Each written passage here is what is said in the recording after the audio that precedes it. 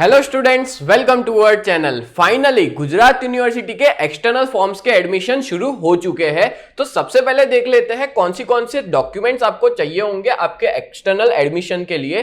तो सबसे पहले आपका 12th का मार्कशीट चाहिए रहेगा, ठीक है, वो तो सबसे कंपलसरी है। फिर दूसरा, अगर आप लोग एमकॉम या एमए के लिए अप्लाई कर रहे हो तो आप लोग को बीकॉम और बीए की लास्ट टाइम की मार्कशीट चाहिए। बट अगर कोई बीकॉम के लिए अप्लाई कर रहा है या बीए के लिए अप्लाई कर रहा है एक्सटर्नल एडमिशन के लिए, तो आप लोग को 12th की ही मार्कशीट चाहिए, आपको इसकी कोई जरूरत नहीं है। देन बात करें एबीसी आईडी की जरूरत पड़ती है। अब एबीसी आईडी आपकी नहीं बनी है तो भी कोई दिक्कत नहीं है, मैं आपको पूरा डिटेल में बताऊंगा कि कैसे एबीसी आईडी बनानी है।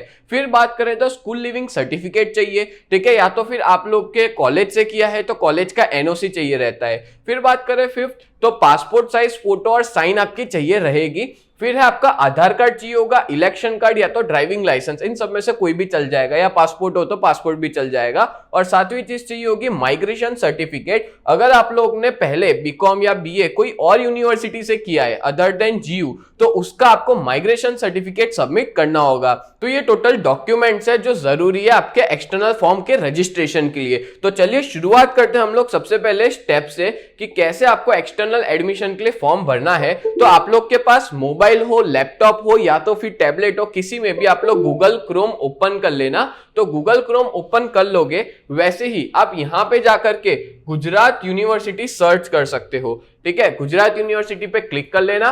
देन आफ्टर आपको जो पहली वेबसाइट आएगी गुजरात यूनिवर्सिटी की, उसको ओपन करते ही सबसे आखिरी वाले सबसे आखिरी में आप लोग चले जाना। तो यहाँ पे साफ साफ लिखा है exam form for external candidate same 1 fresh only. तो एक्सटर्नल कैंडिडेट का एग्जाम फॉर्म पे हम लोग क्लिक करेंगे तो यहाँ पे आएगा log in if already registered, new registration या फॉरगेट पासवर्ड। तो आपने न्यू रजिस्ट्रेशन पे क्लिक करेंगे, ठीक है। अब एक और चीज बता दूं, अभी मैंने आपको जो सारे डॉक्यूमेंट्स बताए थे ना, वो सारे यहाँ पे देके रखे हुए हैं। इंस्ट्रक्शन के अंदर सारी चीज देके रखी हुई है, आप लोग एक बार देख भी सकते हो। मैं थोड़ा आपको एक विजन दे देता हूँ, बता देता हूँ। तो देखो यहाँ पे एमकॉम का देके रखा है, तो मैं यहाँ पे एमकॉम का फॉर्म भर रहा हूँ, तो आप लोग देख सकते हो। और फीस वगैरह भी सारी चीजें यहाँ पे डिटेल में लिखी हुई है कि कितनी फीस होगी, कौन से डॉक्यूमेंट जरूरत पड़ेंगे, ठीक है। देख सकते हो आप लोग, अगर गुजरात यूनिवर्सिटी में पहले भी पढ़ते थे और अभी भी इसमें ही पढ़ना चाहते हो तो आपकी फीस टोटल मिला के कुछ 1000 समथिंग होगी। और ये सारा सब टोटल है, ठीक है।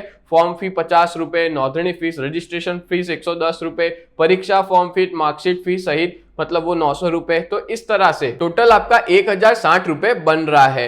गुजरात यूनिवर्सिटी सिवाय ना विद्यार्थियों माटे रेगुलर फी, और अगर आपने पहले कोई और यूनिवर्सिटी में पढ़ाई की और अब गुजरात यूनिवर्सिटी में एडमिशन लेना है तो उनकी फीस अलग है। एंड गुजरात यूनिवर्सिटी रिपीटर विद्यार्थियों माटे रेगुलर फी, और अगर आप कोई रिपीटर हो तो आप लोग की फीस जो है वो यहाँ देके रखी है, ठीक है। तो ये अलग अलग डिटेल्स है जो आप लोग देख सकते हो। चलो अपने आगे बढ़ते हैं। नेक्स्ट, तो इंस्ट्रक्शंस हमने देख ली, अब रजिस्ट्रेशन पे हम लोग आ जाते हैं। तो सबसे पहले आप लोग को क्लिक करना होगा न्यू रजिस्ट्रेशन पे, ठीक है। अगर आप पहली बार रजिस्टर कर रहे हो तो न्यू रजिस्ट्रेशन में जाकर के आप लोग कोर्स डिटेल सिलेक्ट कर लेना। तो कोर्स डिटेल आपको एमकॉम, जैसे मैं एमकॉम का फॉर्म भर रहा हूं तो मैं एमकॉम डालूंगा। अगर आपका बीकॉम है तो बीकॉम भी आप लोग सिलेक्ट कर सकते हो। देन बात करें बोर्ड और यूनिवर्सिटी, तो आपने कहां से पढ़ा हुआ है कि गुजरात से पढ़ा है तो गुजरात से, अदर से पढ़ा है तो अदर। तो मैंने यहाँ पे गुजरात सिलेक्ट किया है। देन आफ्टर आपका पासिंग ईयर, आपने जैसे 2024 में किया है तो आपका 2024 का पासिंग ईयर। अब यहाँ पे सीट नंबर, अगर आप 12th में थे, मतलब आप बीकॉम के लिए अप्लाई कर रहे हो ना, तो आपको 12th का सीट नंबर डालना है। और अगर आप एमकॉम के लिए अप्लाई कर रहे हो तो आपको यहाँ पे बीकॉम का आपके सीट नंबर डालना है, जो भी आखिरी वाली जो एग्जाम होती है ना उसमें जो भी मार्कशीट में लिखा होता है वो नंबर। देन आपका मोबाइल नंबर एकदम करेक्ट डालना क्योंकि उस पे ओटीपी आएगा। फिर ईमेल आईडी, पासवर्ड और कंफर्म पासवर्ड, और आखिरी में जो कैप्चा कोड होता है वो आपको डालना रहेगा। तो ये सारी इंफॉर्मेशन डालने के बाद फिर आपको सबमिट पे क्लिक करना है। तो मैंने यहाँ पे सारी डिटेल्स डाल दी है, अब मैं सबमिट पे क्लिक करता हूं। तो जैसे ही आप सबमिट पे क्लिक करोगे तो ओटीपी आएगा, आपको ओटीपी डालना रहेगा। ओटीपी सबमिट करने के बाद आपके सामने ये लॉगिन आईडी ओपन हो जाएगा। अब ये जो लॉगिन आईडी है ना उसको आप लोग लिख लेना एक जगह पे, क्योंकि ये आईडी जो है वो फिर चला जाएगा, ठीक है। अब आपको आगे जाकर के लॉगिन नाउ करना होगा। तो हम लोग यहाँ पे ये सारी डिटेल सेव कर लेते हैं, फिर हम लोग लॉगिन नाउ पे क्लिक करेंगे। तो लॉगिन नाउ पे क्लिक करेंगे तो अभी आपने जो पासवर्ड बनाया था वो पासवर्ड डालना है और अभी जो लॉगिन आईडी बताया गया था ना वो लॉगिन आईडी आपको यहाँ पे डालना होगा। आईडी पासवर्ड डालने के बाद आपको सबमिट पे क्लिक करना है। जैसे ही सबमिट पे क्लिक कर लोगे तो यहाँ पे एक वेलकम लिखा हुआ आ जाएगा, ठीक है। अब यहाँ पे एक चीज बहुत ज्यादा जरूरी है, ABC ID is required for every student to generate ABC ID follow this link। अब देखो यहाँ पे हर स्टूडेंट को ABC ID बनानी बहुत ज्यादा जरूरी है, तभी जाकर के आप लोग आगे कुछ कर पाओगे। तो यहाँ पे देखो सारी चीजें आ गई, होम,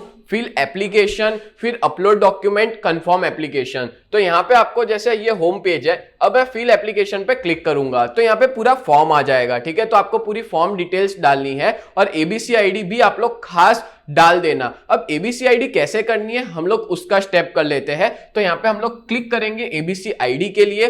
तो ABC ID के लिए आपको क्या करना है, ये वाली वेबसाइट है उस पर विजिट करना है www.abc.gov.in। अब यहाँ पे मैं आपको ABC ID बनाना बताता हूँ। तो यहाँ पे हमने ये www.abc.gov.in पे हमने सिलेक्ट कर लिया। अब यहाँ पर जा करके आपको सिलेक्ट करना होगा माय अकाउंट पे। अब यहाँ पे जाके मैं स्टूडेंट पे सिलेक्ट करूंगा तो इस तरह से ये ओपन हो जाएगा पेज। यहाँ पे मेरी पहचान करके पेज है। तो यहाँ पे आपको अपना आईडी सिलेक्ट करना है। जैसे आपके पास आधार कार्ड हो तो आधार कार्ड, फिर आपको आधार कार्ड नंबर डालना है, फिर आधार कार्ड नंबर जो भी होगा उसका फिर आपको पिन डालना रहेगा। अब यहाँ पे मैंने आधार कार्ड डाल दिया है, अब आपको पिन डालना रहेगा। अगर आपको पिन याद नहीं है तो आप सीधा फॉरगेट सिक्योरिटी पिन पे क्लिक कर लेना। फॉरगेट सिक्योरिटी पिन पे क्लिक करते ही आप अपना नंबर या तो आधार कार्ड डाल सकते हो। आधार कार्ड डालते ही डेट, मंथ और ईयर डालना है। ये सारी डिटेल्स डाल के कंटिन्यू पे क्लिक करना है। अब मैं कंटिन्यू पे सिलेक्ट करूंगा तो कंटिन्यू दबाते ही यहाँ पे आपके नंबर पे OTP आ जाएगा। तो OTP यहाँ पे आपको डालना रहेगा और आपको यहाँ पे ये भी बताएगा कि किस नंबर पे OTP आएगा। जैसे यहाँ पे आखिरी के 4 नंबर है उस पे आप लोग OTP देख सकते हो जिसपे आपका डिजी लॉकर या तो फिर आपका आधार कार्ड रजिस्टर्ड हो। सबमिट करने के बाद आपके सामने इस तरह से 6 डिजिट का पिन जो है वो आपको, अब जैसे मैंने पहले कहा था कि अगर आप भूल गए हो तो आपको अपना यहाँ पे 6 डिजिट का पिन सेटअप करना है और वापस आपको कंफर्म पिन डालना है, देन आफ्टर सबमिट करना है। रीसेट पिन करते ही आपको सबमिट पे क्लिक करना है। तो सबमिट पे क्लिक करोगे अब आपको वापस आपका मोबाइल नंबर और पिन डालना है, अभी जो आपने जो भी रीसेट किया था वो, एंड देन आफ्टर आपको साइन इन पे क्लिक करना है। तो यहाँ पे मैंने मोबाइल नंबर और पासवर्ड दोनों डाल दिया है, पिन डाल दिया है। अब यहाँ पे आपको आई कंसेंट टू टर्म्स पे क्लिक करना है, देन आफ्टर साइन इन पे दबाना रहेगा। अब साइन इन दबाते ही आपके मोबाइल नंबर पे वापस OTP आएगा। देन आफ्टर आपको साइन इन पे क्लिक करना है। तो साइन इन पे आप क्लिक करोगे वैसे ही आपका जो डिजी लॉकर का प्रोफाइल है ना वो पूरा ओपन हो जाएगा। यहाँ पे आपको अलाउ पे क्लिक कर लेना है, ठीक है। सारी चीज अलाउ पे क्लिक कर लेना है। अब आपको आपके स्टूडेंट के बारे में आपकी स्टूडेंट डिटेल्स डालनी है, जैसे कि आइडेंटिटी टाइप, मतलब आप किस तरह के आइडेंटिटी, मतलब क्या आप यहाँ पे एनरोल करोगे।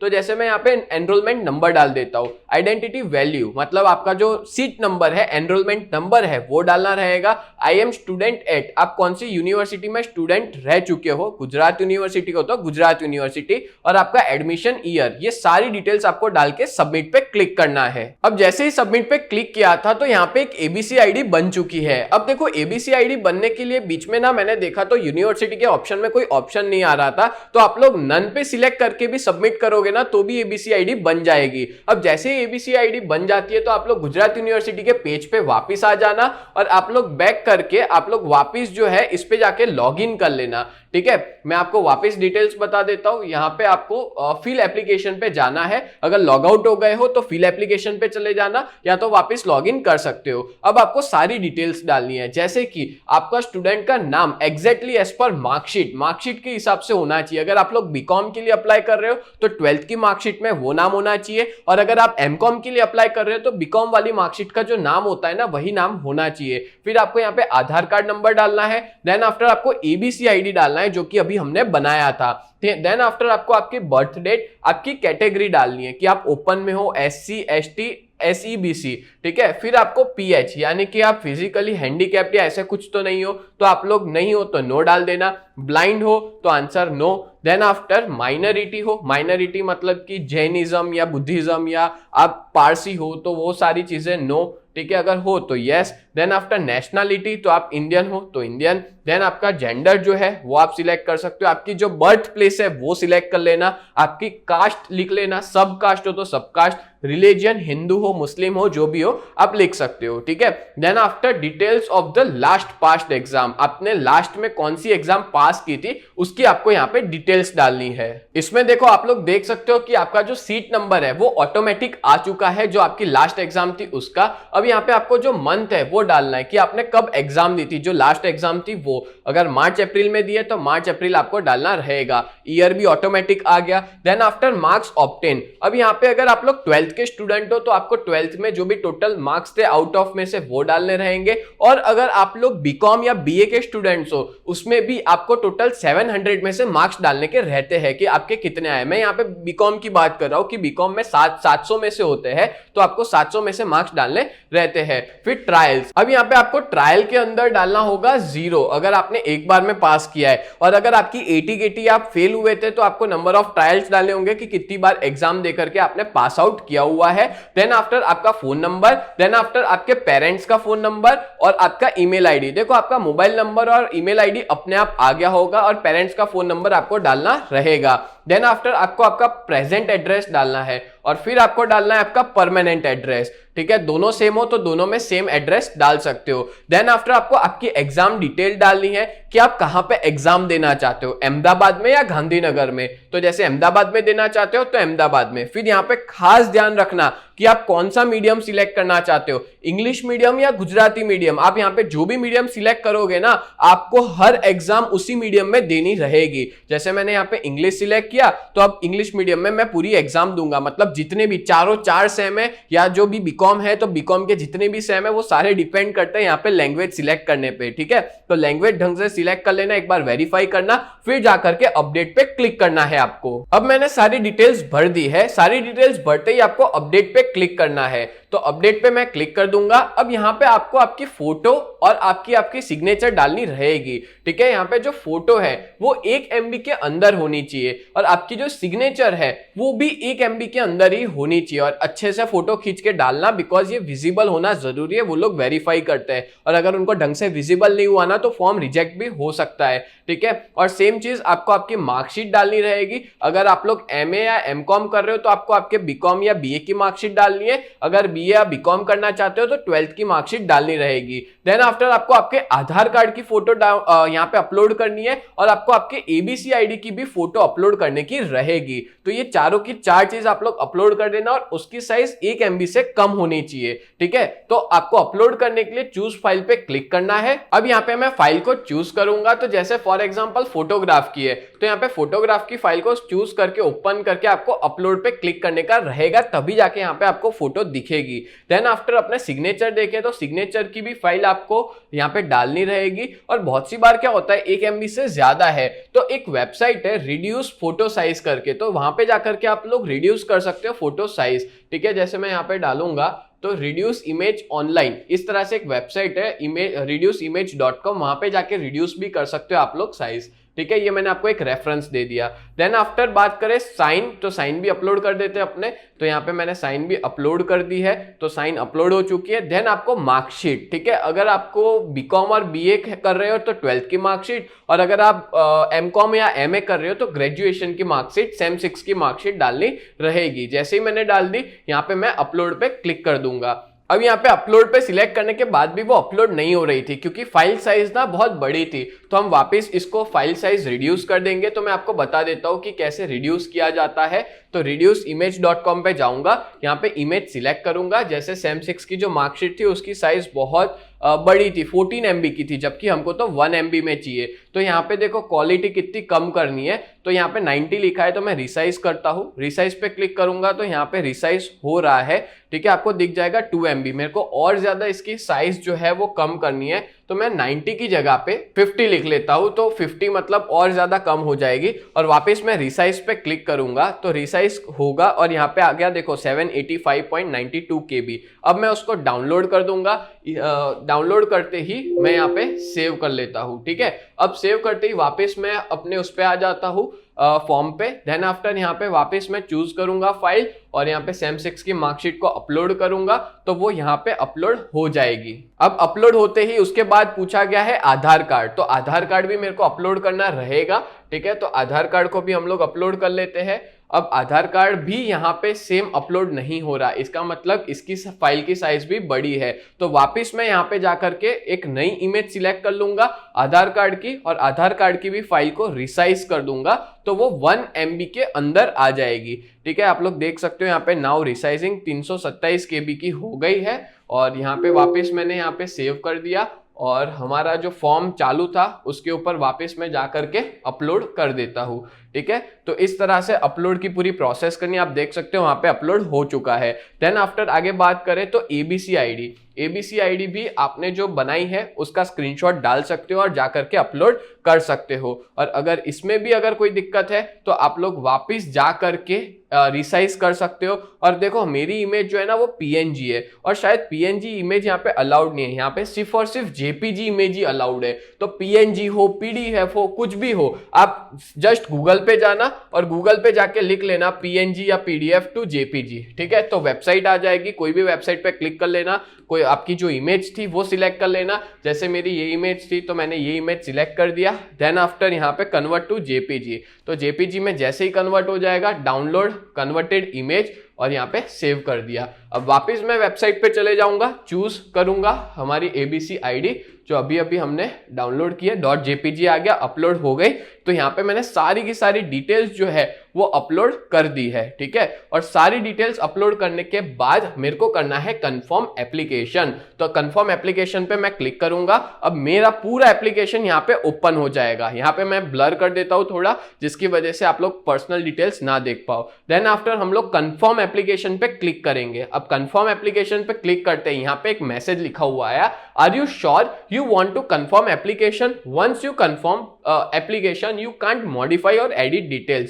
जब भी आपको ये मैसेज दिखे तो आप लोग एक बार वापस चेक कर लेना, क्योंकि एक बार जो डिटेल्स डाल दी ना आप उसको चेंज कर सकते नहीं हो। तो मैं यहाँ पे कंफर्म में यस दबा देता हूँ। ठीक है, अब यहाँ पे आपका पूरा का पूरा रजिस्ट्रेशन फिनिश हो गया। अब आपको क्या करना है, तो आपको जस्ट यहाँ पे प्रिंट पे क्लिक करना है। तो प्रिंट पे क्लिक करोगे तो आपकी एक पूरी प्रिंट रेडी हो जाएगी, और देख सकते हो आप लोग यहाँ पे पूरा का पूरा फॉर्म जो है वो ओपन हो चुका है। और आप लोग को यहाँ पे एक सब्जेक्ट की नाम आ जाएंगे, जैसे business economics, business management, marketing management, BRM, financial management, accounting for manager, ये सारे के सारे नाम वगैरह सारी डिटेल्स अपने आप यहाँ पे आपको दिख जाएगी। आपका फोटो, जेंडर वगैरह सारी चीजें आपको यहाँ पे दिख जाएगी। ठीक है, अब आपको क्या करना है, अब ये सारी डिटेल्स के साथ आपको फीस पेमेंट करनी रहती है। अब यहाँ पे आपको पोस्ट ऑफिस जाना रहेगा। ठीक है, अब उसके लिए मैं आपको सारी डिटेल्स बता देता हूं कि देखो वापस मैं बैक करूंगा, इंस्ट्रक्शन पे हम लोग क्लिक करेंगे। तो इंस्ट्रक्शन पे हम जब जाएंगे तो आप बीकॉम करो, कोई भी कोर्स करो, ठीक है, उसके अंदर सेम प्रोसीजर ही रहती है।